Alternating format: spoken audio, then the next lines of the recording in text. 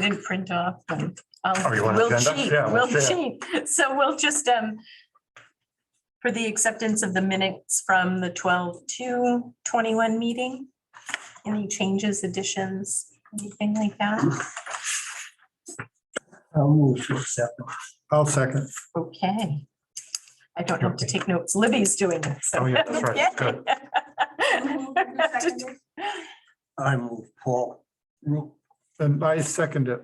Larry Buccio. Thank you. All those in favor? Aye. I don't see Sarah there, so I No. check in with her, so, all right. So the next topic is to discuss the demo proposal update from Yes. you. So we sent the list of questions. I have the questions here. I didn't have to print it, but we sent the list of questions, which I will read quickly. Ask them to identify any potential cost savings, what we would get basically when we were finished in terms of what material would be on site. Were there any changes in schedule that would affect proposal cost? Were there any issues keeping the existing playground in place? How utilities would be addressed and the anticipated duration of the work. And we know that we had two bids from Palmer based at $447,381 was the lowest of the two by a substantial margin. And they spoke with Steve and copied me on answers. And will end up with top seeded and loam, and they're capping utilities. Playground could stay in place. In general, everything sort of checked out is the short answer. So I guess, I'm not sure how much more you want to vet, but at this point, I would recommend that we accept that proposal and move forward with them. They are anticipating they would start at the end of March. And there would be 45 days of asbestos abatement and then 60 days total for demolition. And we haven't started a project schedule yet, but we can do that to sort of, as we start to get some of these things going.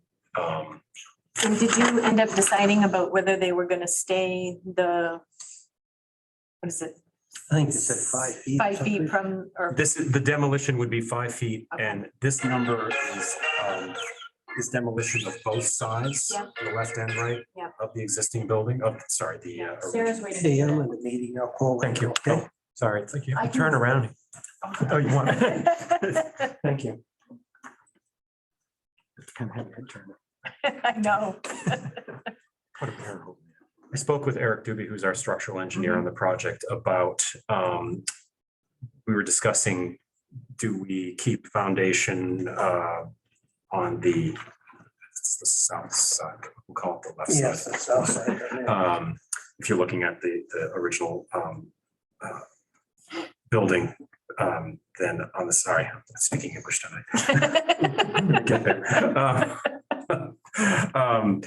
If we keep on the south side, if we keep that foundation, I don't know how that would affect their proposal, but I would think that we would actually get them on board and then have that conversation Yeah. with them Yeah. and do that as a change order to their proposal. Mhm. Because it may be that it saves money or it may increase cost. And at this point, they're taking everything out. So we know that we're at least starting with an empty slate. But given, that what we looked at today in terms of the structure of that building and the foundation walls, it looks, relatively adequate for what we're talking about doing. So, but I would think we would have that conversation with them after they were on board. That would be our recommendation, I guess. And then we can also decide whether we want the demolition, if we decide to keep that part of the building, if we want that demolition to be part of this contract or part of the construction contract. So that someone else may demolish that instead. So we maybe just keep them to one side of the building. But I think these are great conversations to have with them. Justin, I'm not sure, are you familiar with what we sort of cracked up as a plan for last? In terms I of have tried to watch the meetings. Okay, great. So in terms of basically, originally the building, the plan, the concept was to add an addition to the building, and we started talking about keeping the foundation. Why are we tearing down a foundation that seems adequate, as Steve and I have been discussing, and build on that. So there's still some discussion to go on with that option, but regardless of whether we keep that foundation or not, that seems like the better location to do an addition to the building in any shape or form. And we have three options tonight to sort of show you to that effect. Well, actually two plan options, but so I would imagine you would be the one to reach out to Almighty Waste to start this ball rolling. And Yes, I would assert yes. okay. And I mean, I can, we have proposals as well, but however I can help. Okay. Just, you've got my email now. So, Yes, I do. Okay. So we can, and if we want to get on a conversation after they're on board or after you started speaking with them, maybe we have a conference call to talk about some of these options in a big picture discussion. Sure. Or we drill them down. And So if do anybody we wants have to be a to- part of that, certainly. Yeah, absolutely. Yeah. So do we have to make a vote as a committee to, yeah, I would think it's appropriate that this board recommends to the Board of Select people Yes. that Almighty Waste be retained. Yeah. To Sounds like a motion to me. Yes. That sounds like a motion. I would second that motion. And we have time really to get that on the next meeting. exactly. Perfect. So, And that still works in theory with their schedule of when they'd like to start. yeah. So, All right. So, all those in favor of, and Sarah, Oh, we have to do a voice. we'll have to call the roll since Yeah. now that you're on, we'll call the roll. And I'm not good at alphabets, so we'll start with Sarah first. Yes. Dr. Bougie, Yes. Steve, Yes. Paul, yes, and I vote yes. great. So to that, what we have done is we have a preliminary budget here, and we've put in the number for Almighty Waste as a placeholder. Again, Justin, I'm assuming that maybe the budget lives between us. It's really your budget. We had pulled this together when we were proposing on the project, just so we had an idea of how much was left. We had assumed about $350,000 for demolition. So it was a difference of just under $100,000 from what we had assumed. It was more. So that trickles through the whole budget as to what we have left for funds. But we also have a number of other sort of pots in here for things like we put $100,000 in for furniture. You could spend that, you could spend half that, you could spend twice that, So, but we wanted to make sure we had some soft costs. So I'm sure you have a more detailed budget. So perhaps it's probably another opportunity for us to interface Sure. and try to get this. For us, ultimately, what we're trying to make sure we know is how much money we have to put towards the building. And we had made an assumption of about 20% of the 1.7 million available was going to be for soft costs. And that is things like our fees, permitting fees, furnishings, advertising for bids, all of those things we sort of worked in here is just what we typically do. And I'm sure it's not perfect, but that's what we have. So short of all that is we have about $925,000 for the actual construction project. The remainder of that money goes into the demolition as well as soft costs. This, again, is a very rough budget, but just as a way of keeping some accounting of what's happening with everything. And in that, we have included a percentage fee for a construction management company, which is the next agenda item that I have. So that paying them would be part of this process as well. They, of course, would most likely roll that number into their budget, but that is all to be determined.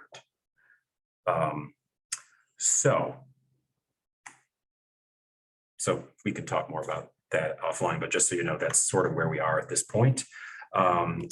And I would think that the next step for us would be to write the proposal for obtaining the services of a construction management company. And what we did for the demo is we started that and then worked with Linda to sort of develop that. So I assume we would do the same thing. And I know we have a couple companies that had come, they were interested in the demo, but didn't bid, but they've expressed that they were interested in bidding on the services of construction management. And what we'll have to determine will be what the criteria we want to use for selecting that company would be. I think qualifications is one of the biggest ones. It might be what their fee would be, as opposed to, because they don't know the full budget. We can share some of this, but they don't really know. So it's more like what we want to know, how much they charge for their services, and their services, for those of you who aren't familiar with a construction management company, would be things like cost estimating, pre-construction services. So giving us advice on material availability and staging of the project and anything having to do with the construction of it. So they're providing a number of services as part of that fee. And then they would also manage the ultimate budget for construction, because it would be in their court. Most of them also include an on-site guy to manage. Most likely, yes. On-site superintendent of some Correct. sort. Yeah, there'd be a superintendent. They would talk about the duration of construction. I would think it would be good for them if we get them on board relatively soon to have them interface with Almighty Waste in terms of demolition. Not that you'll have a separate contract with Almighty Waste, and we are more than happy to help with the management of that process. But I think having a construction management company on board would be as well. And we had already discussed that this was a direction you wanted to go, but I don't know if you need to put a vote on it, but I just wanted to suggest that that be the next step. So I think to that end, if there's no objections to that procedure, I think we would just hash out some language between us. Is the board informed of that direction, like spending money for? Well, we knew that was all dependent on how the architects wanted to handle it. Okay. Once we chose an architect, it was part Right. of our conversation, how you wanted to do, now I forget the terminology, whether you do a construction manager. Or design or bid design build. build. Yeah. Yeah, so, Yeah, and we had discussed it, we pretty much discussed it at every meeting. We feel it's the right way to do this because of it's renovation, it's demolition, it's a bit messy. We want someone who's a partner with you, who isn't going to try to just charge you more and more and more because of something surprise. We want someone who has a vested interest in the success of the project, Yeah. which is more, I feel more the case with construction management delivery method. Not that it isn't with design build, but I just think that the construction manager, having someone who's a partner, as I keep calling them, is a good thing. yeah. I think, when the original dollar amount came out, it was, nothing was put into categories. Okay. So it's just, we have this much money to accomplish a task. Right. Period. All right. Amen. Right, which is why we broke it all out in our heads, just to understand what we could and couldn't do. Yeah. And, and we all know the money is tight because, well, the demolition is expensive as a almost more than a quarter of the amount of money available. Great, so we'll proceed with that, drafting up that, and I would hope that we could try to get something maybe due by before the end of the month. I would think you'd want to interview for that. Oh, yeah, I would. To meet the people you'll be working with, and I don't know, when you interviewed for designers, you scheduled a different night. It wasn't the same as these meetings, correct? Correct, yes. Okay, so we could schedule all that. We don't have to put that into the call. All we need to do is let them know, probably do a site walkthrough like we did before, and then let them know when it's due. And then we'll figure out the criteria. Yeah, exactly. And so we might have some extra meetings coming up Right. to interview and things like that. As long as, I think the goal would be, if Almighty Waste, and we'll know this soon enough, is able to really start by the end of March, I would think we'd want to have construction management Yes. company on middle of March, beginning of March, Yes. just so they can Yes. be part of that bigger picture. Yeah. Now, will they know the prospective budget that we have, or the estimated budget, or are they just gonna, we're just gonna ask them to submit their qualifications? That's why I'm thinking qualifications Yeah. and, Their estimated or proposed fee rates. right, I think that's probably the best thing we can do, like if, what they would propose for a fee, we can tell them the things that we know.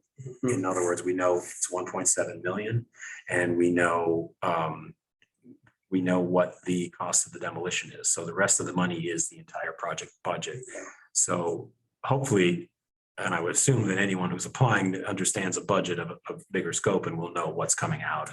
And then we can decide as a group what we want to share with them or not. Like I said, I have a bunch of things here, but I wouldn't share this document with them. I'm comfortable sharing it with you, but I wouldn't share it with, well, you actually had it in our proposal. So I just changed the one number so far. But I think, giving them what we have so they understand that it's a $1.7 million project, but we're already taking 450,000 out for demolition. Gives them I an mean, idea yeah, of the scope. that's a reasonable expectation. Right. But I'd rather have them come back and know that, are we looking at 100, just relative arbitrary numbers? Are we looking at $100,000 or are we looking at 200,000? Right. Services? Usually they work on a percentage basis. Correct. And I would probably ask them for percentage base, Yeah. So, but give them the definites that we know. And those two numbers right now are the definites for the most part. Do they ever work under any type of like incentive agreement where if they can come up with ways to lower the cost, they get a Yes, they bigger do. piece? Is that You a know, reasonable expectation? Yeah, the short answer is yes, but I don't know if it needs to be incentivized. I think that's what I think, finding someone who's willing to work with you, understanding that the budget is tight and being able to offer us advice saying, well, if you waited 6 months to start construction, you would save this money, or if you built it in the winter, you have winter conditions, or these, I mean, sort of those kind of things. I wouldn't necessarily tie anything to incentivize savings necessarily. I would think it's more about just clear.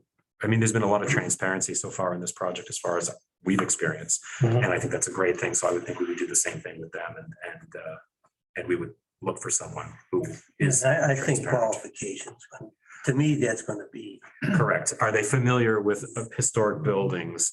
Do they, I mean, I'm writing the questions in my head now, right? Have they worked with historic buildings? Significant demolition, site work, lots of issues here that we want to sort of understand what who would be on the project. You want to meet the people you'll be working with, because chemistry is important. Seemed like that's what you did when you were choosing design professionals. So I would assume you would do the same thing. How And many, look what you got. I know. how many companies do you think will be interviewing? I don't know. We could cut it down if we get like 6 or 7 interested parties. We could pare it down to 3 or 4. I wouldn't be surprised if you maybe got 3 or 4 interested parties who would submit. Okay. I don't think you'd get more than that. The project is a decent enough size that I think you'll get some, like I'm sort of ticking off the ones in my head that I know I would alert to the fact that the project was happening, just because I, think they would be good candidates. But they would obviously have to go through the process of submitting, and we would reach out to the few that proposed there were 2 others.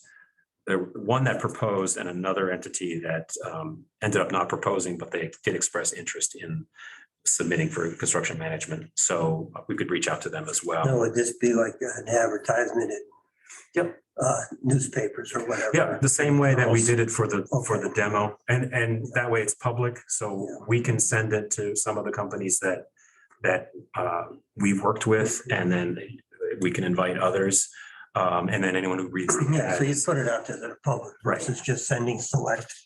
Correct, and then you're getting their qualifications and whatever else we ask for. At that point, you can review and decide if you want to interview everyone or if you want to pare it down. And that, to be honest, when we get the bids, we'll know more about who, how we should do that process. Oh, yeah, I think we'd get all the proposals in. If they're only 3 or 4, fine. If there's 6 or 7, that's Yeah, fine too. But then if we get to that number then we have to take it before we interview anybody, see, Right. winnow them out. Interviewing more than 3, 4, well, how many, did you interview 5 architects or? 4. 4, yeah, that's, I wouldn't put anyone through more than 4 interviews. It's just, it takes a lot of time. I've been through so many interviews. Yeah.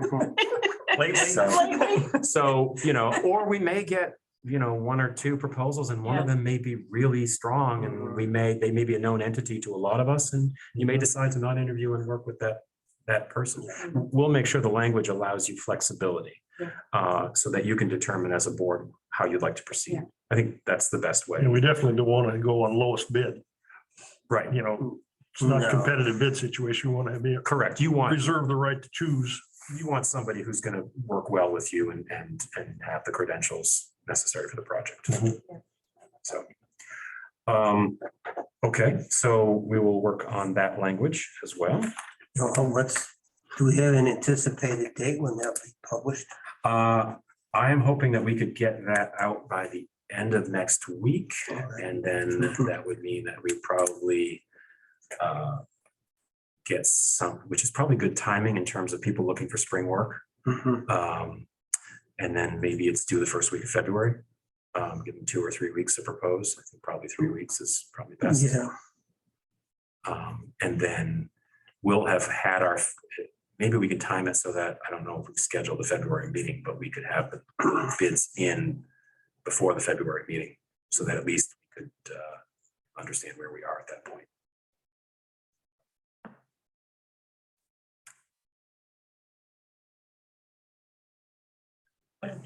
Okay, and the last thing on our agenda is we have some options to share with you. So if we can pass these out. Do you only allow left-handed people to work? I'm so happy you noticed. That was why Andrew was. That's why he made the cut. I once worked in an architecture firm where we had, in the back room where we all worked, there were 6 people, and we were all left-handed.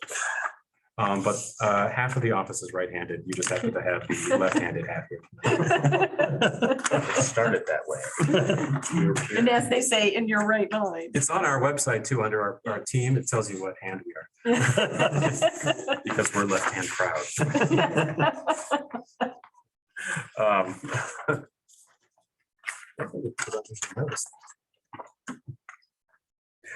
So what we have here are some options and some renderings, which I can walk you through. I know everybody's going to go to the pretty pictures first, but we also have a larger scale set, which we can leave with you of everything. But I thought, do we have enough for everyone here?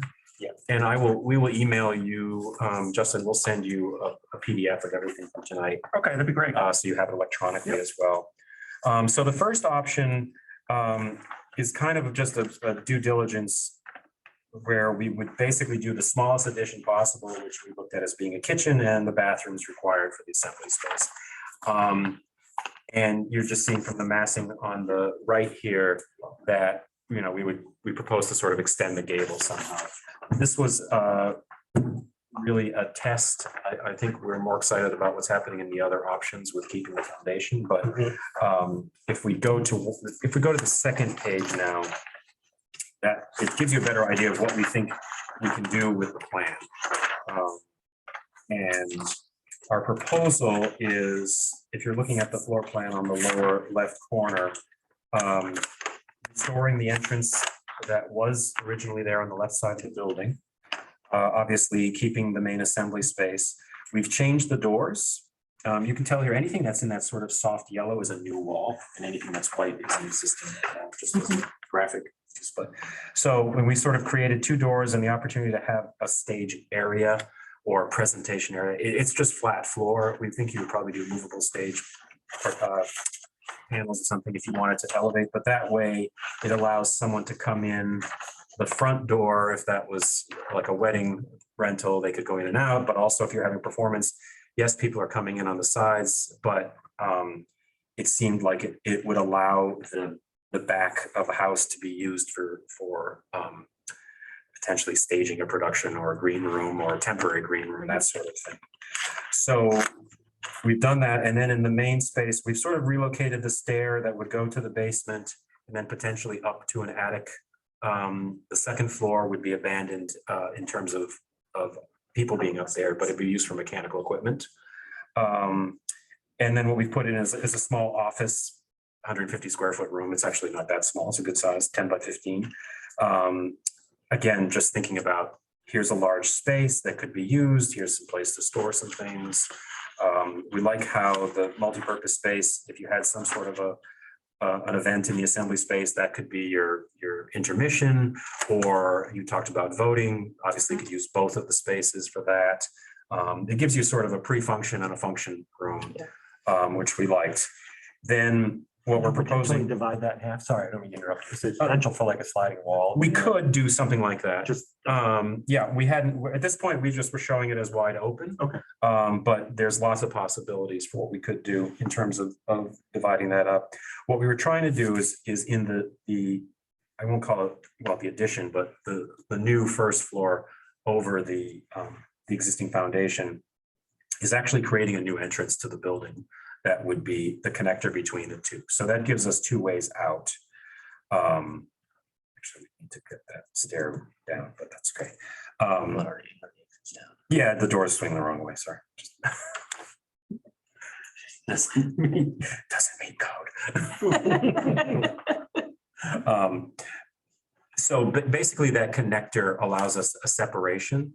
And as you'll see from some of the images, what we're trying to do is really keep the integrity of the original building and make this addition sort of secondary, and sort of fit into that vernacular. But what you're seeing in the space is a catering kitchen. We've basically fit it up as if it was a full kitchen, but it's a room that could be, however it's equipped is to be determined. We've put in bathrooms of 6 fixtures total for this configuration. I know we discussed potentially unisex or whatever, but here's more traditional code requirements for what we have, men's and women's.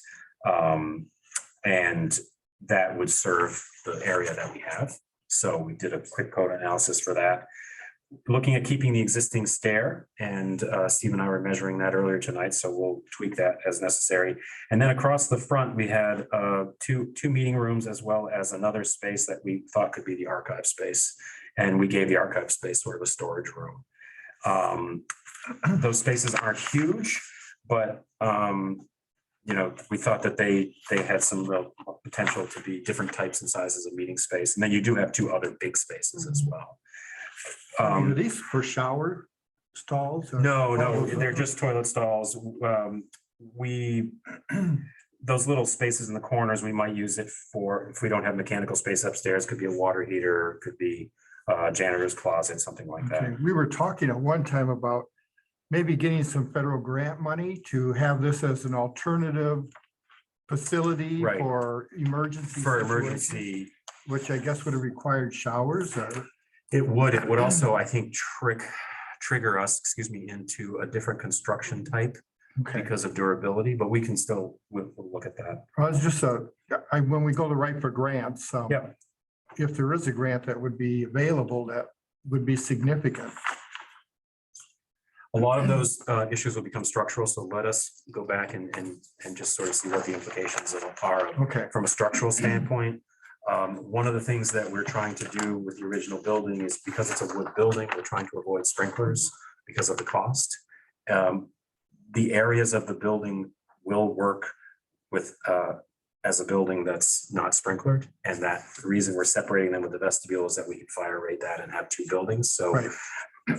from a life safety standpoint, it's a 1-story building, so it's easy enough for people to get out. If this was a multi-story building, I'd say, yes, you need sprinklers, but there are enough doors and ways for people to get out that I think it is still a very safe building without sprinklers. So I don't think we're doing that, but so that becomes the addition. And then what we looked at in this option, the next, is whether that roof on that addition was flat or pitched. And we had a very interesting discussion at the last meeting about how a flat roof would give the building more of a more presence to the original building. So if you want to go to the pretty picture page, what we've done are some preliminary renderings, and Andrew has been working hard on these.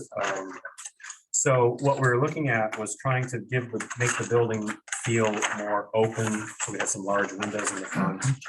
But we were trying to do things like duplicate the railing at the base.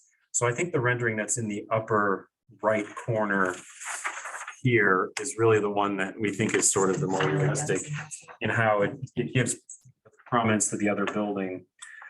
If you go to the lower part of the page, you can see some of the options that we've done where we put the pitched roof on the same building. And it starts to compete, in our opinion, with the other building. We looked at a few other configurations and they just were, well, we didn't show them to you because we didn't like them. I did a double blind test when I went home with this the last Yeah. time and passed it to my other half, Jeff, and I said, so these are some of the ideas, because I Yeah. just said, just look through and tell me what you think. And he looked all through and he goes, this one with the flat roof, it makes the academy stick out. Right. And that's what you want. And I said, okay. Which is what we discussed, and that's great. Yeah. I'd like to say something on that, Bill. Sure. My concern, I know what you're saying, Kristen, the flat roof, how it can enhance the existing building. Mhm. But I also have a concern about the presence of this whole area. In other words, I look at, say, when I drive through Freiburg, and I think pretty much everybody's going through Freiburg. You go to Freiburg Academy. It's an architectural harmony Right. with the buildings. When my late wife, when they worked on the school board and they were doing the academy across the road, that was one of their major concerns. Mhm. And to make it kind of blend. So- The thing I have with it, flat roofs, yes, it would possibly enhance it, but to me, flat roofs tend to be more industrial or commercial. Right. And I mean, I look at what they're doing on the medical center down there with a flat roof, to me, that's terrible. So if there's a way Right. that we could, I'm just one voice among. No, and it's worth saying, and that's why we did both versions. I will tell you that what we're looking at when we've designed this, and Andrew's been doing a lot, I should let you speak, but a lot of research into it is the proportions of the existing building Mhm. and looking at the three bays and the columns. We know that the existing building has 5 bays. Well, we made 5 bays because we wanted the same proportion, but a smaller Mhm. scale. And that broke us down to having another colonnade as well. And by using the glass in the front, we're able to have it feel more like we want it to feel like the porch of this Mhm. building. We've talked a lot about it. It's all white, so it's like the front part of the hall. And then we were looking at a little bit of wood underneath the canopy, which would be similar to what we're doing under the main canopy. But even Andrew's idea of duplicating the little, the railing, the wooden railing there, we thought was a nice touch, and we only needed at the end of the run. So the rest of it, we thought could be more accessible. So we were trying to create basically a more classical style building, but I will admit, we were trying to sort of pare it down and make it a simple, clean building. I won't- Maybe more modern is a way of looking at it, but we wanted to keep a lot of the proportions of the classical architecture so that it would really fit with the building, even with a flat roof. Well, could you shorten down the pitch on the roof? So it didn't look so tall compared to the other Could. building, We could, then it starts to look like a ranch home? like a ranch home. Thank you for saying that. Which is, if you have a ranch home, that's fine, but this isn't a ranch home. Well, exactly. You gotta look at the historic perspective. We of the match the pitch Mhm. of the existing hall. And in fact, it's actually a little taller because of the size, which we could tweak back and forth, but Mhm. I don't think that the decision to go flat or pitched has to be necessarily set in stone at this point, but Mhm. I think from a direction, I think there's more opportunities for what we could do with the flat roof and just making the hall, the original hall feel more the center of everything. What's the difference in cost between a pitched roof and a flat roof? It's a little bit more area of material for a pitched roof. I assume we would do a shingle. an asphalt shingle, like we were talking about for the hall, versus a membrane roof. I mean, we say it's flat, but it actually has a slight pitch because we are shedding water from it. Mhm. And it is designed to support the snow loads if it's the flat roof. I don't think it would be that significant. I would imagine if we did the pitched roof, we would probably do it with wooden trusses, which is a really inexpensive way to do it. We don't need the attic space up there, and that we could do that pretty simply. Yeah, I So, would think process, that's pretty much the way you do Yeah. this, particularly with any type of span. right. Can And you if, put and if more it- insulation in a pitched roof than you If we could in do- a flat roof? we could, but I think if we did a flat roof, we'd have at least a 12-inch, probably plywood web joists, and we could pump that full of. Now, with the drainage, with the flat roof that you're proposing, would that just drain off the surface, like you said, you're putting pitch on it? I'd probably Or would put you a have to- gutter on the back that side and some block, downspouts. But you wouldn't have to do internal roof drains. I would try to avoid that. So we could probably sheet drain off the back onto a gutter. Because the front is really the part that we want to see more. So in essence, it has a slight pitch, but if I don't Yeah, mean to my imply that whole that's thing was anything like the gable. Trying, if the committee finally does decide and the flat roof is the way it goes. So be it, but the thing is that my concern is internal roof drains, because now that complicates. Yeah, I would prefer, the size of this, I think we could sheet drain it off the back with gutters. If we can avoid internal drains, you're saving a lot of maintenance Yeah. issues. And cleaning out roof drains, and things like Yeah, that. the scuppers on top. And the back of the building is not super prominent, so having some Right. gutters that are not gonna be that much of Mhm. an eyesore will keep it the same color as the building. Yeah, I don't know, if gutters, I know that, but in the wintertime with gutters over time, Right. ice has a way. Although that is to the west side, so it will Right. get some sun. What's the width of that pole? Of- Of the, Of that whole piece. yeah, I I can't remember what you measured it while we were over there, but I don't remember what you said. 37 feet, was that? Yeah, it's in depth, it's 37, correct. 37, Oh, I'm sorry, okay. I'm thinking of the width of the building. In No. depth, it's 37 feet, yeah. And we know we have a structural line in the basement that we just Mhm. measured. So And I would imagine we would have another one, so we'd end up splitting that. We have two potential structural lines with the corridor walls. So we could split that span and easily do this with, I would think we would do plywood web joists and closed cell foam insulation, unvented, and then an EPDM membrane roof, just to, not to get too technical. Now- Basically, On the finish, the exterior finish. Mhm.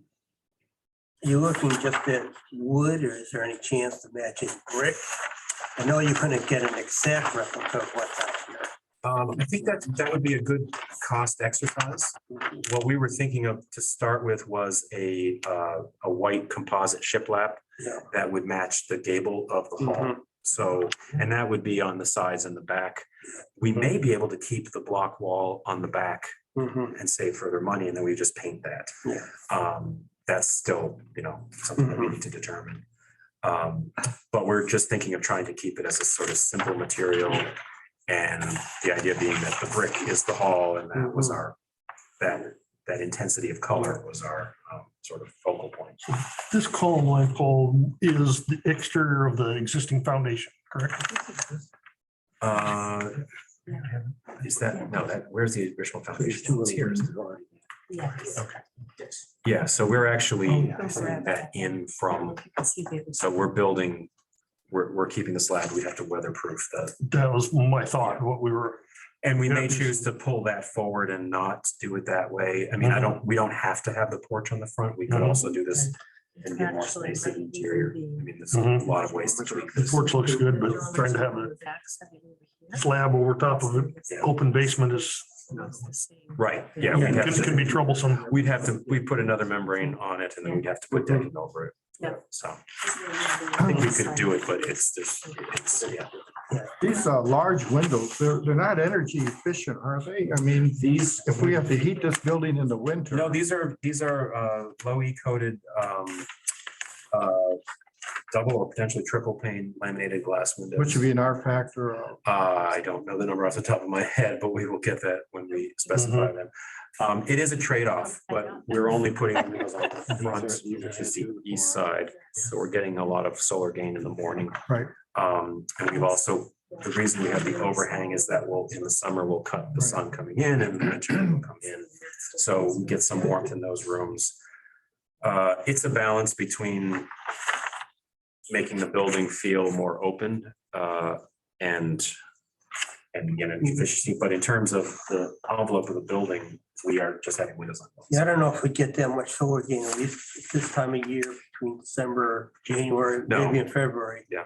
Because the sun's coming up over there, so you're going to have a obtuse angle coming in there. You're not going to get a direct angle. But that's something that we could look at in terms of how big those windows are. We did look at it with smaller windows that were matching the proportions of the side bays.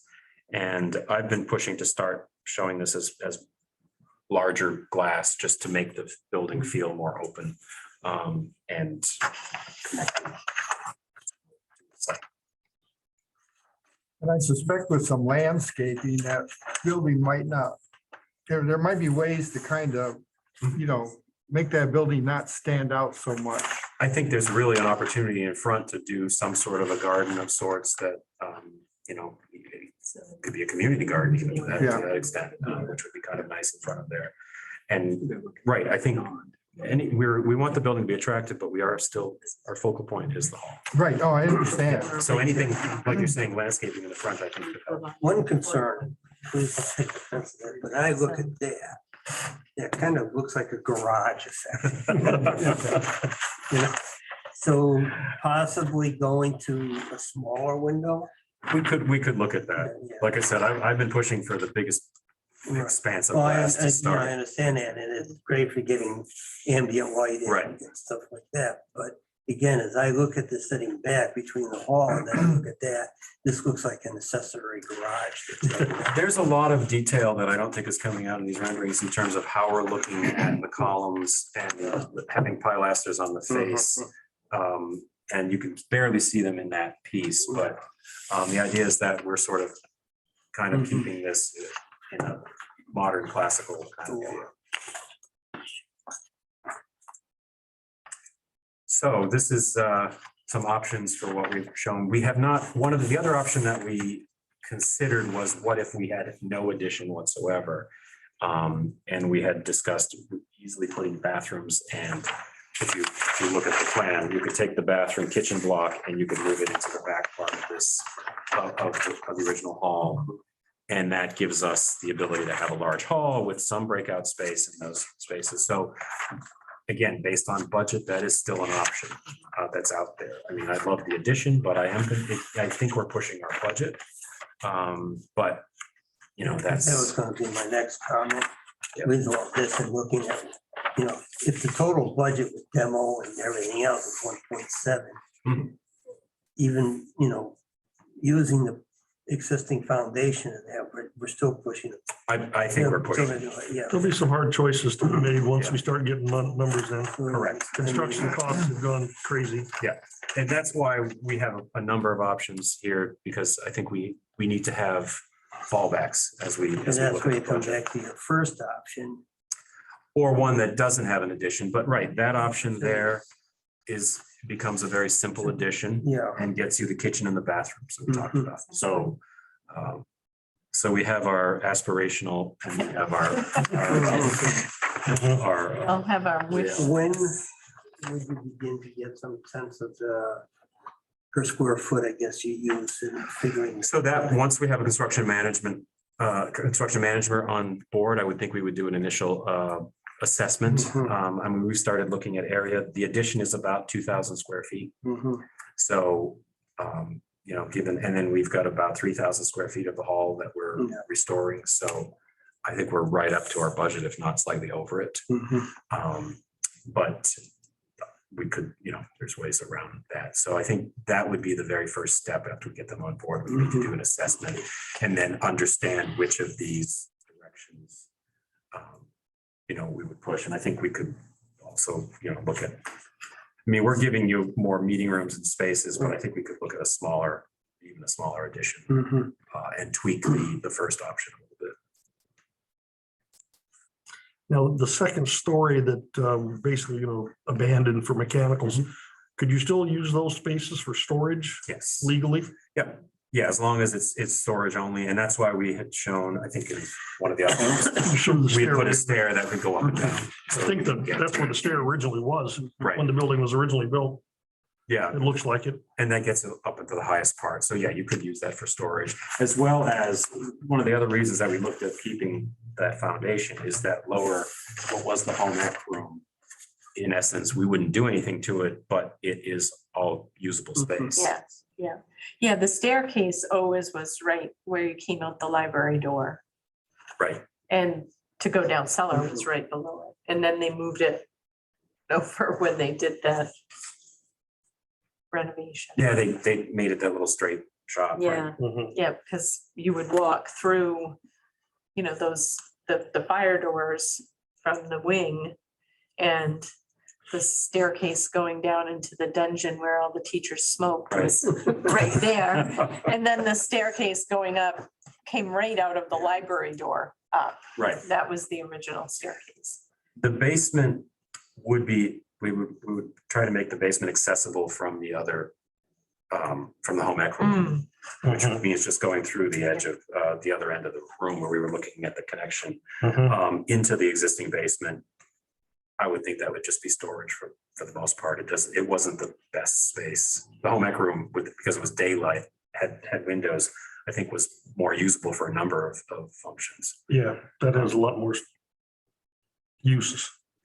And if you said, if you cut a hole through that wall, Yeah. that would give you ground level access into the basement Right, of the and you original have hall. Stairs on both ends. Mhm. And then you have exterior access, so it is in essence accessible without the necessity of having an elevator.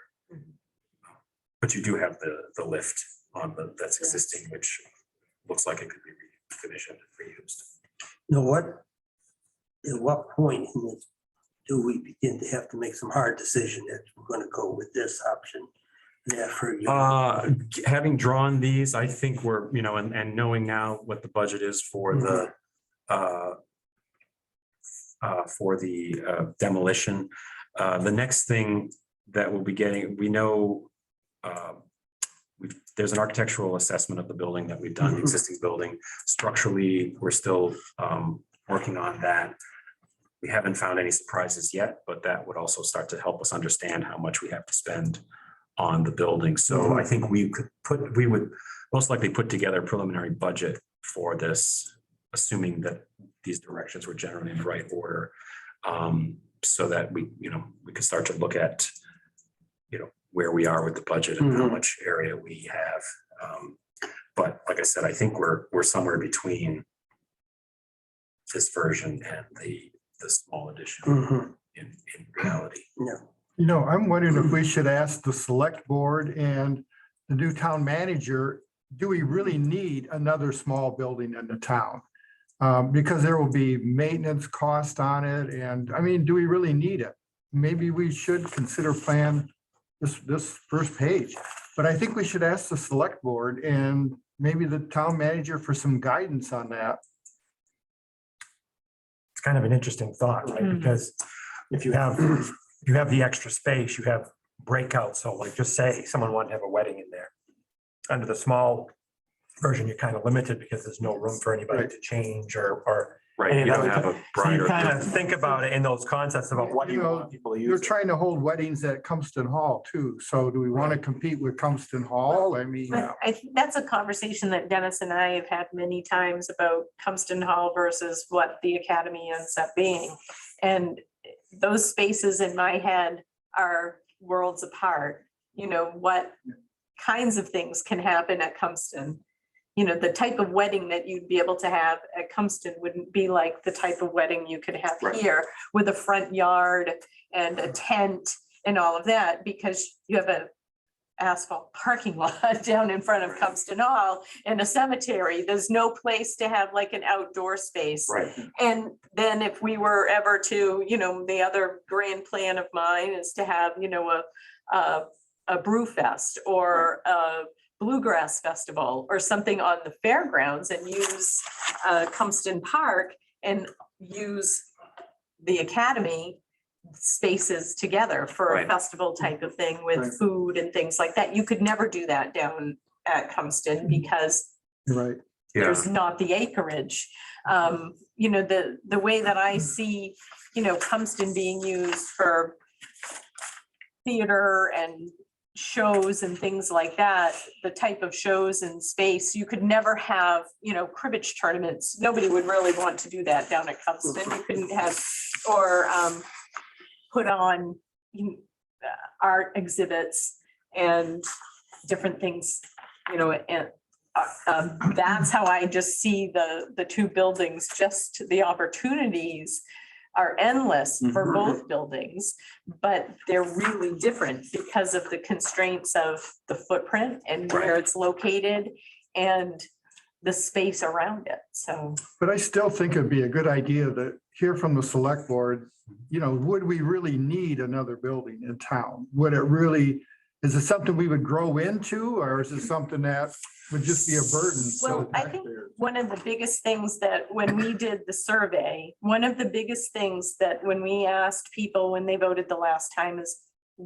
where are your priorities? Right, And one of the things is having community space, and we have no community space for people to have recreation opportunities. You know, there's so much that could happen with this area up here and the rest of the acreage Right. for a track, for all of those things, which would be a separate whole dollar amount, but the things that the people wanted was to be able to have a place to recreate. And that's just not available anywhere. one of the things that you challenged us with when we started was to sort of determine what this building could be used for. And I think what we've learned from looking at this and looking at the geometries of the space and understanding through discussions, there's this idea of ideas that have emerged have been wedding rentals, voting, music festivals, the archive, the kitchen for a number of different functions. And in that, what we're thinking about is, okay, so how do we accommodate these functions? So we know the large, what we're calling the assembly space, the hall itself that's the jewel of, you know, the inside. Even I think when we restore this, and we'll have that as a nice space. So we don't want to cut that up. So that's our primary space. So everything else that we're doing supports the functions that would happen in that space. And I think there's a number of different options of how to do that. So there's an option where I don't think we add anything onto the building. And we basically put bathrooms and a kitchen in the back part of the hall. right. And we have the front part of the hall be sort of a crush space outside. Yeah. And then you have the main hall. And that's probably the smallest version. I think we need to draw that one up for you and, you know, so that, you know, basically, I won't say what's the least we can do, but it achieves the goal of preserving the hall and giving you some functionality to it, because you have a kitchen and you have bathrooms. So you could have an event there and it could be catered, and it could also, people could go to the restroom and all that. And then mechanicals are upstairs. We don't need the stairs. So that gives us the lowest option. I think on the other end, we sort of have these options that we've been showing. We've been talking about flat roof, pitched roof, which is really, we've got the hall, and we've got another large area that could potentially be divided. And then we have sort of support building, which is the bathrooms and the kitchen, and then some smaller meeting rooms. And whether the archive is in the addition or in the existing building, I think it could work in either. So those are the bookends of what I see. And then I think in between that, there's maybe something where we scale this. So we get you a couple spaces. From what has emerged to me is this idea of the archive, I think is a really important one, because I think there's just a lot of information, I think. Yeah, it goes with the building. And goes with the building. So that's an important space. Meeting room A and B, as we're calling them here. If you didn't have them, I'm sure you could use other spaces in the building. So, Well, I mean, we're gonna have this building right here Right. too, so. And you know, I mean, how many weddings are we gonna function there? I mean, there are a lot of wedding venues all over now, Old Barns and the place down in Wales, Leeds Junction, that area. I don't think there's Churches many and- like this, though. No. Yeah, well, I know, but so we Yeah. do one wedding a year. Is it gonna Oh, no, I think- justify Oh, if you advertise this, I think you'd be. Yeah, I also. think I so think too. so. Because Wow, Yeah. there's this find that place hard to over in believe. Howell, I think it was an old farm, I can't remember the thing. But I know the state there and the Land Surveyor Society had a meeting there a few years ago. It was a very pleasant surprise to have a meeting venue. Right. Yes. Yeah, I think you'll, Instead of having it in a hotel. it's corporate Exactly. retreat, Yes. all kinds of exactly. things. And you're you're an hour away from Portland. and Yeah. close to The other Augusta. thing that comes to my mind, I don't know if you've ever worked up Hinkley. Oh, yeah. Yeah. Yes, I I've done a lot of actually, work up there. I did I designed the sustainable agriculture building there. Oh, did you? Yeah. Okay, yeah. Hmm. Yeah, 'cause Previous, I used uh, to- I'm compelled to interject here. You've got a really unique property. So Historian speaks. that has not been discussed. I think outsiders view this as exceptional. I agree. Yeah. Yeah, and, we'll compete with Steve for his wedding venue, but they're polar opposites. But the thing about that is, it's very hard those properties get booked Mhm. months, Mhm. years in advance. And it's not just about weddings, coming from the dental world with, the Maine Dental Association is always, Right. we met for years at Togus in the little, theater there that was miserable space. And then you walked through, the tunnels to go get food in some other part of the building. And they're always looking to be able to have, meetings like that. There's professional societies, all kinds of things that are looking for meeting space that they can have, food there and easy, Yeah, and nice, Monmouth has a comfortable good, place. first one, you begin with Monmouth, it has a good central location. Yes, it It does. does. And then you take this, and like you said, Yeah. we're 12 miles from Augusta. Yeah. And And with Lewiston the and turn, then- With with the the new turnpike exit. Cincinnati, it changed Mhm. things. We're still not Winthrop being right on 202, but we have a Well, much better But opportunity. that's This a plus now. Exactly. Yeah. It This is. has, it's a retreat in that Mhm. and it's special. I mean, I think going back to what we were just talking about in terms of these three options that are sort of emerging, I think we want to keep those. We want to sort of solidify them a little bit. And then when we get to The construction budget's management. gonna Yeah. dictate most of it. Right, so I think we We'd need, love to have this Yeah. nice, great, big, Yes. beautiful building with Right. all the addition and everything like that, but if we don't have the But money, we maybe don't have the it's not money. feasible at this time, but I think as you approach that, if we can't go. Yeah. The number 10, Right. up here, if we can at least build into what we do select, the ability to add on, future Correct. generations can add on. And Right. that's the way that I see this as a stepping stone to make this a much, this could even be thought of as a master plan, right? It's like you could add here. I mean, it's funny that we're tearing down all these buildings to add them on, but we're trying to do it in a little bit more sensitive way, I think is what we're talking about. Well, yeah, and I think the parts that are coming down, when you look at the site, they really don't add much to the site. Correct, right, yeah, no, I'm not suggesting that you should keep the buildings that are here. It's I know. just, there's a bit of irony in tearing Yeah. down. That brings Yeah. me to another thing that it may be thinking too far ahead. You probably haven't been there, but have you had any concepts about what you're doing with the remainder of the site once those buildings come down? It's going to be Home and seed at this point. rolling green grass For at this time, point. but I Yes. mean, yeah. And then, I mean, obviously, we don't have a budget to do much more than that.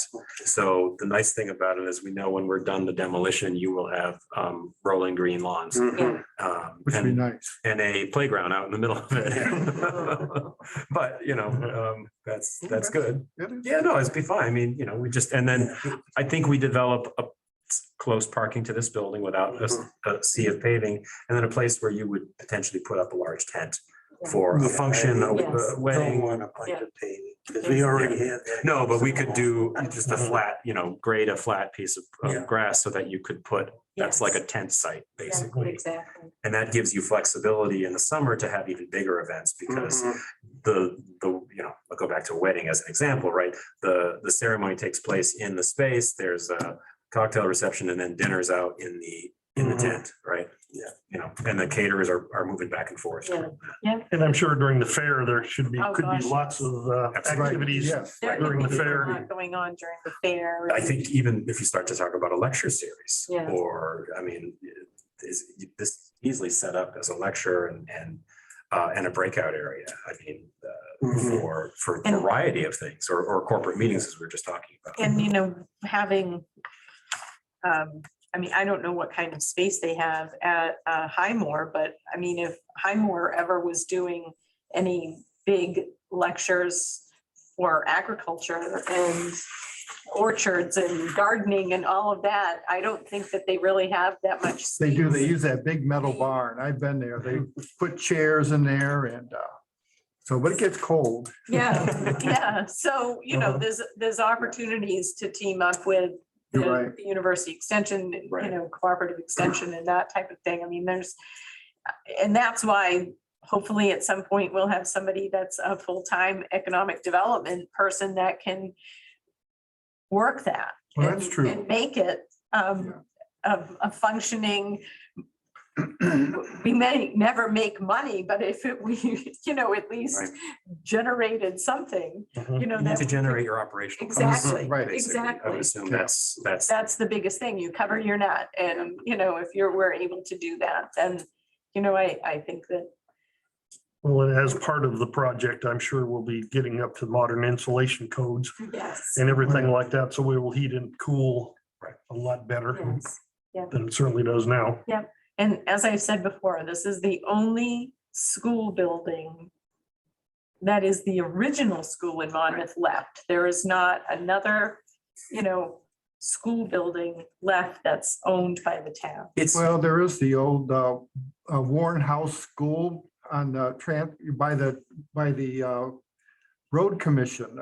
Oh, Area well, there, the that little red white building? schoolhouse, the little red schoolhouse that used to be down in East Monmouth. that Oh, no, one. well, yeah, Oh. but that's the little white building right there was the Warren Road Schoolhouse, okay. one-room schoolhouse. Yeah, but you know, to be able to go in and know that it Yeah. was the actual real school. I mean, because we've lost North Monmouth, the center school's gone, all the one-room schools are really gone.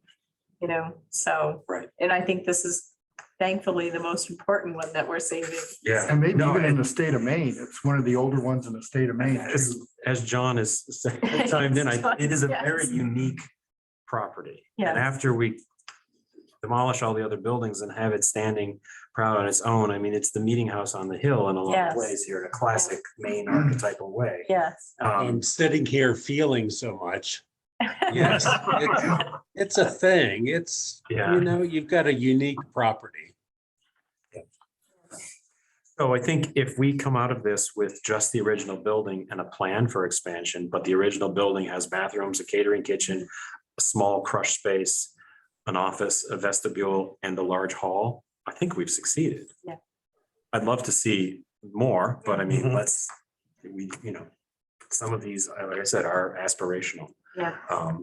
Who knows, maybe the donor steps up somehow in the future, you know. Get some rich guy, Exactly. gives But us I a think- couple million. What we should do is draw basically the minimum. We already have the sort of other, as I keep calling it, the aspirational. And then I think we come up with one that's in the middle, that's sort of maybe a little bit more thoughtful than the one that we showed you with the thing on the end, which was important for us to draw, but I think we can tweak that as maybe where we end up as well. Because then it gives us, because I think giving you as much of the historic space open and flexible is the goal. You know, we'll throw the bids out for the most elaborate one, and if it comes in under budget, we'll go with it. And if it doesn't, Lots of alternates. right? then we'll start paring things down. Form follows money, doesn't it? Yeah. Uh-huh. Great. Well, I think that gives us some direction. It sounds like we're moving in the right direction, what we're talking about. So I don't know if we have anything else at this point. Like I said, we'll be coming up with our sort of our next step. We'll get these together. We're almost going to be sort of wrapping up the sort of concept schematic phase of this and giving you the options. We'll have the architectural and structural reports. That'll all be as a document. And then that will be basically what we can start with the construction management. You can do basic architectural cost estimates off of Yeah, those plans. yeah, we can do square foot estimates and I mean, so bounce that off, yeah. we don't want to waste anybody's time if we're at 2.5 million to do that one over there. You know. I think we've got the plan drawn and I think we're pretty much, it's done. Mhm. I think we need to maybe look at the tighter version more closely because it's Yeah. probably more If we realistic. know we can't afford that, then we don't need to Right, waste so, any no, more no, time. I think basically we have the option, it's drawn, I think we can throw some pricing on it. We have a little bit more work to do for these other two options, which are not significant in terms of the amount, but getting that done. And then just getting those together, so we have option A, B, C. And if, like we said, if we consider this, if this is C, the large one, whether it's flat or pitched roof, that it's the sort of, maybe master plan for what you could do in the future, like, and we'll look at that with where the bathrooms are and what could be in the addition kind of thing. We already know that we have the budget, the demolition includes removing everything on this side. So if we continue with that, we are ending up with just the building straight, so. Okay. And just, yeah, For the next one? Well, the next thing is fundraising. If you're all set, are you? we're good? set. I just would like to know well, you can let us know what the next meeting is. Oh, I just well, want, we can move that up and why don't we do 7 and then we'll come back to 6. okay. Pick a date. Yeah, I just want to know because I want to make sure we work that into the Yeah. RFP so that it'd be great if we could work it so that we had at least received the bids by the time we met again so that you could have a discussion about it. Mhm. So if that's the case, I think we're looking into the second or third week of February. February, so the Valentine's Day is the Monday, the 14th, and then the next one is the holiday called President's Day. So whichever of those weeks, Please keep it off the third Tuesday. which the 15th would be the third Tuesday. We could do, I'd have to look at the town calendar for, 23rd is your. yep, Selectmen select meeting, board, so but the is there 20th. anything on the 16th? Or Wednesdays No. good? There's nothing on the 16th. Okay. Sorry, I had it up. Okay, thank you, good, thank you, Mm. Libby. Sarah, are Wednesdays okay for you, or how's Wednesdays? I always forget. I'm not available Wednesdays. I'm sorry. Okay. Or the 17th, how are those days looking? If Paul's bad on the 15th, how's the 17th look for people? Is that It's good? okay with me. It's okay with me. Sarah, 17th sound good? I just need to weigh it with school vacation week, which unfortunately I can't find right now on my Would be calendar. the next week. It's the next The next week is school vacation. So the 17th is good.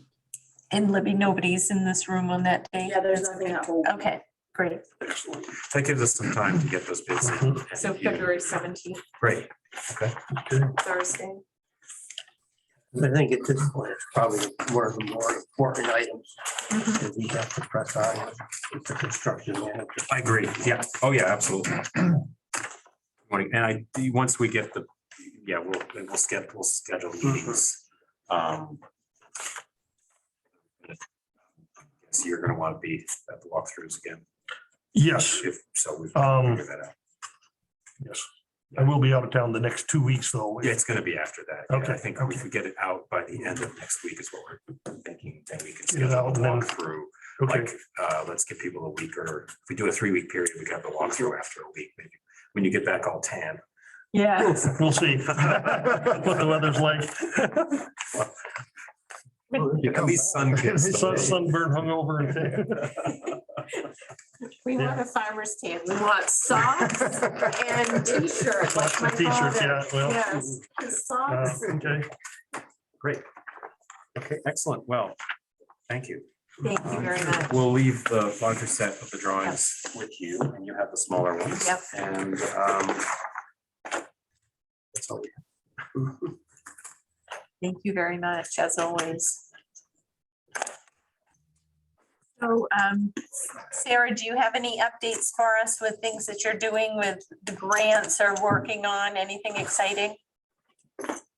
No, I'm sorry. I do not.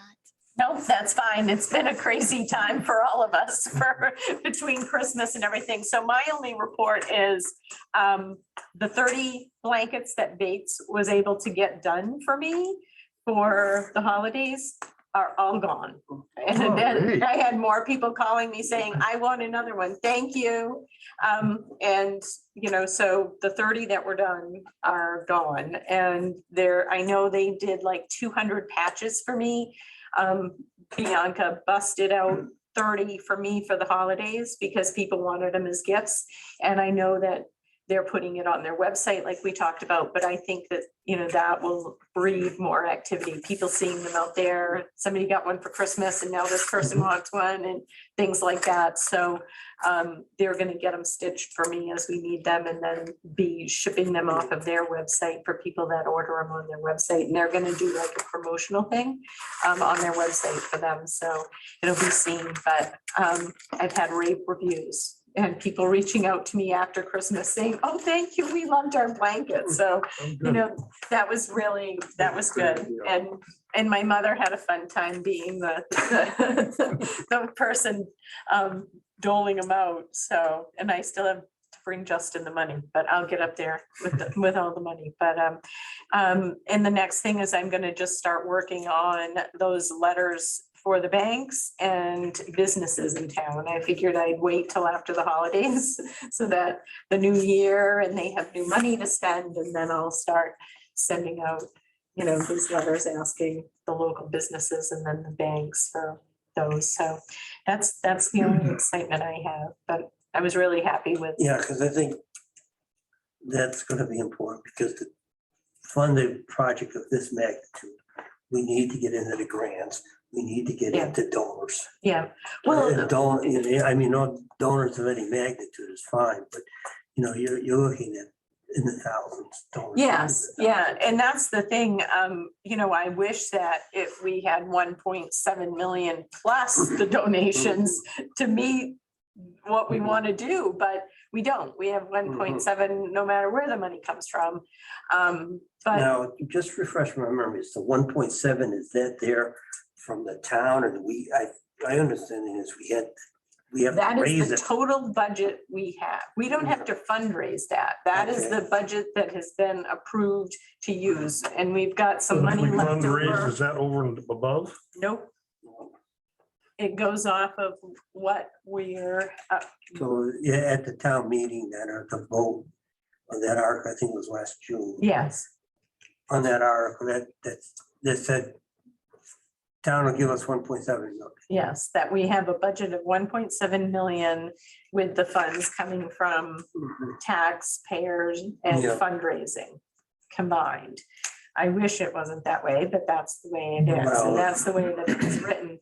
I guess my suggestion there is if we can be extraordinarily successful with getting donations. Exactly, We go back to the town and And say, say- "Look, we've got this money. yes, Can yeah, we- Can We we got an spend extra it?" 100 grand or something that would be, exactly, go a long ways. yeah, If we have some exactly. benefactors. So Particularly since we got some concepts in it, you know, what Yeah. could be. if there's a way, you know, But so that's first, before we get there, that's putting, exactly, we need to get to that 1.7 Yeah. million. yeah, Mhm. Well, if we get the building done at 1.7 and then Yes. leave the architecture for later, Mhm. then fundraising, we could do that. yeah, for landscaping. Right, landscaping, Yeah. right. Yeah, And then that would be afterwards, and then that would be, No, with the landscaping and things like that, things that I've seen that are successful is go out to people and have them buy so many shrubs or exactly, trees or whatever it is. you right. know. Um, yeah.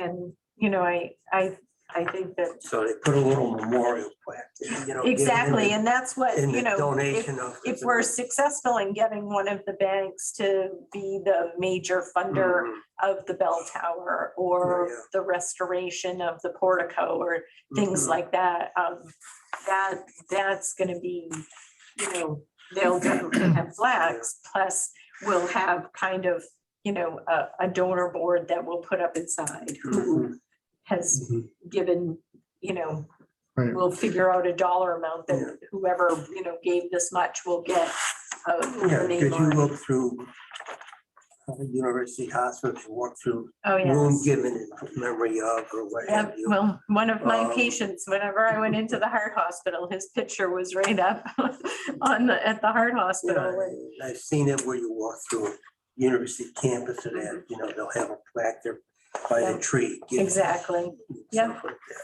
So, I think that if we get to the point where, as he said, furniture is soft costs, if we Mhm. figure out somebody that says, well, if we're rebuilding it, but the furniture is kind of, and we'd have to look at the language on that. Somebody says, oh, well, we'll give you this much money to do the furniture. And it would be beyond that 1.7 million, whether or not that's something, because was furniture really part of the 1.7 or what? So those are all things that we'll have to try to figure out what we can and can't. And do you have a do. general article that allows the selectmen to expend donated monies for whatever the purpose? Because if they do that, there's a way to get around. Exactly, and I think that's something that we never used to have, but I think that we're having that article Put it on every year now that we can expend for whatever donated the monies, donated yes, purpose was. and sell surplus and all of Property that. and all that, yeah. Those are the things that we didn't have Have before. before. Which I had somebody from the Fish and Game reach out to me and say, I understand that there's file cabinets. We really need some file cabinets. We'd like to make a donation if we could get some file cabinets. So, that's the second person that's had an interest in having. How many truckloads they want? I know. But how I do we know. get them out of the building? I know Linda was quite adamant that we not take anyone into that building. Well, Mark Burgess has come and gone from worse buildings than that. And Right, I Mark know. Burgess is the president of the Fish and Yeah, Game. the and I filing think that- cabinets, what are they, letter size, legal? or legal? Well, exactly. Pardon? What's I that? need to leave. I have some child care issues I need to take care of now. so I Okay. have to sign off. Thank you. Thanks, Sarah. Thanks, Sarah.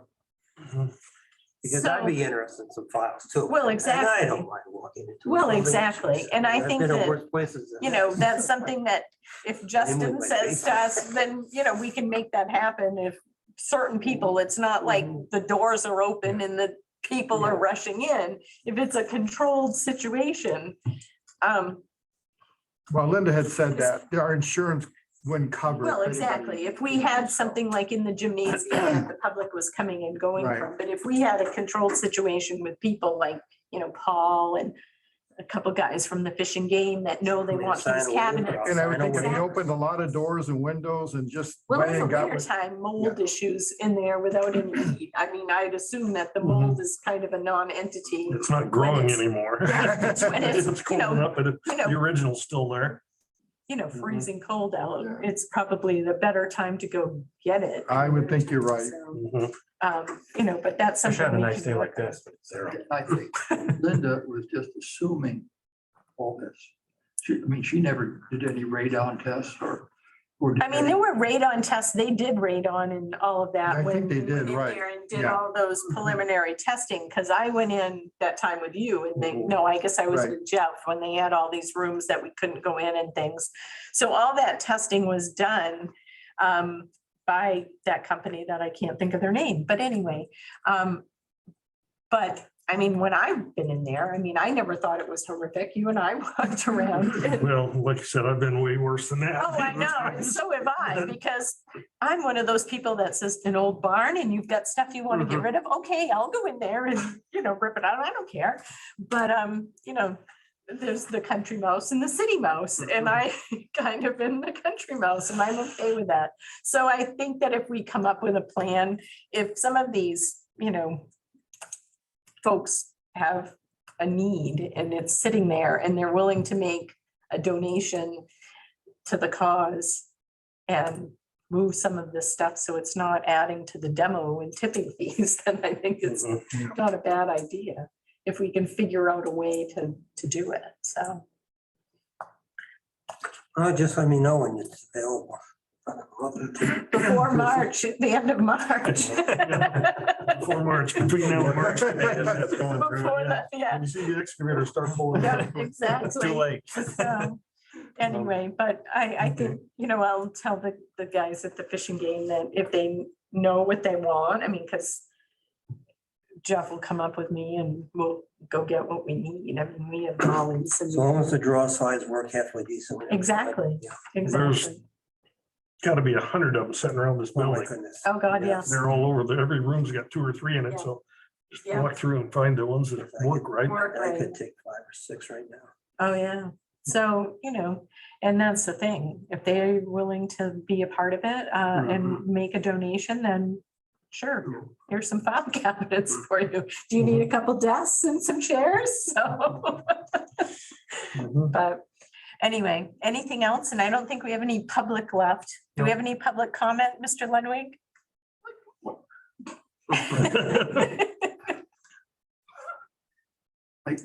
Nobody wants me to go in the building anymore. I know that. I was told that. They won't let me in. I haven't been in there yet. I guess since Yeah. Jason's the town manager, I guess you need to know his opinion on what your Yes. perspective on it. Yes. And letting select people go in there. Yeah. Supposedly, we have these reports that says there might be these hazardous items. So. you know, Well, I'm I not guess it comes down to disturbing. Jason. and the Yes, board. exactly. Well, yeah, I know Linda reached out to the insurance company and asked some Right. questions exactly. about that, and she and I talked about it once. Yes. And she said that she didn't, because we were gonna have that one Yes. Sunday where we're gonna bring a bunch of stuff down and let her Yes. go through it, and that kind of got squelched because the Yes. insurance company didn't like it, so. Yeah. Well, insurance companies never like anything. No, because essentially everything's shut off. So there's no like smoke, well, I don't know what's in there for smoke detectors or fire, but and getting in and out of the building. And I understand that. So yeah, maybe that isn't going to work. But if it was Sign a waiver. a couple people, it's not like having it put out in an ad and Yeah, you having. don't want to have 100 people running around through the building. And know specifically what they want to do. Just go in and get it and get out. Yeah, and if Exactly. it's really sensitive with the insurance company, sign a waiver. Yeah. So We can probably figure something we'll out. figure something out. So Alright, I cool. think if it benefits both Alright. sides. Yeah, because it's a shame to see things just thrown on the garbage pile. We generate enough waste. Exactly. Mhm. Exactly. That's why I So- told the tree company to save the maple tree on my lawn. But let me just get one thing clarified. We've got the 1.7 million. If we just go ahead and spend the 1.7 million, Mhm. and then we don't have enough furniture inside or painting, of the walls or something like that, then we could fundraise after that to finish the project. In other words, or go back to the town select board, I guess. I mean, then we would at least The borrowing article, right? Exactly. It was $1.5 million. Yeah, yeah, to borrow. exactly. Yeah. There used to be a lot of nice furniture. Yeah. Mhm. I don't know why, and they weren't gonna take any of it. I don't Oh, know if the RSU took it. There's nothing in the No. library now. oh, the shells are all gone. Yeah, everything's Okay. got, except one tables. piece of slate still, original slate. So, Well, I think some of it went to that school over there, and didn't the Amish take some? well, the Amish took some desks. Okay. That school, they already had their fair share of it all Okay. over there. They already had all of what they needed over there. And I know that we were fortunate to sell those few pieces of kitchen equipment to Caprera. So we did get something there, but like Steve said, there's hundreds of file, I mean, maybe not hundreds, but there's plenty of file cabinets and desks and chairs still left in there. And, desks, like the teacher's desk, things like that. Nice So- discs. So, All right. that's that. All right. So no more public comment. I guess we'll take a motion to adjourn. Second, okay. Thank you very much. All right.